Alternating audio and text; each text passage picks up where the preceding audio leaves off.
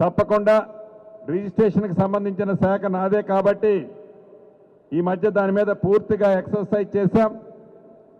మొదటగా రాష్ట్రంలో పైలట్ ప్రాజెక్టుల కింద కొన్ని సబ్ రిజిస్ట్రార్లో ఏదైతే ఆన్లైన్లో అంటే అక్కడికి పోయి గంటలు వెయిట్ చేయకుండా ఉండే విధంగా ఆన్లైన్లో స్లాట్ బుక్ చేసుకునే కార్యక్రమాన్ని ఈ రాబోయే కపుల్ ఆఫ్ డేస్లో ఆ ఫెసిలిటీని రిజిస్ట్రేషన్లో శాఖలో తీసుకురాబోతున్నాం.